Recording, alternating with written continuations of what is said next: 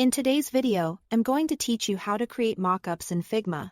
If you want to see your designs in a real-world setting, like on a phone, laptop, or tablet, this is a fast, clean way to do it right inside Figma. Start by opening your design. Make sure it's complete or at least polished enough that you are ready to visualize it in context. Mockups work best when your frames use standard device sizes and your images are high resolution. So double-check those details to keep everything crisp.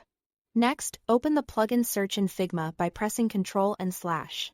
In the panel that appears, switch to the Plugins tab and search for Mockups. Look for Mockup Studio, then open and run it. When it launches, you'll be prompted to sign in.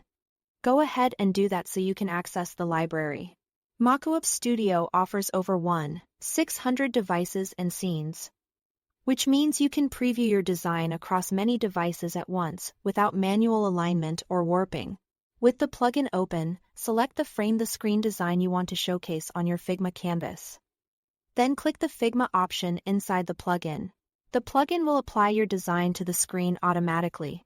It handles perspective, angles, and screen ratios for you, which saves a lot of time compared to building mockups by hand. You'll now see a gallery of available options, including all the free mockups you can use right away. Browse through devices and scenes until you find one that matches your presentation style. Think about the message you want to convey.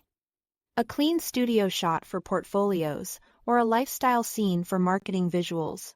As you switch between options, your selected frame stays mapped onto each device so you can compare looks instantly. When you are happy, the plugin typically generates a new image frame that appears in your Figma file. You can resize it, position it on a slide or artboard, and combine it with text or annotations. Keep your layer names organized so you can find these mockups later, especially if you are preparing a client presentation or case study. Finally, select the device or scene you want in the plugin and click Export Design. This packages your mockup so you can share it. Drop it into a deck or hand it off for review.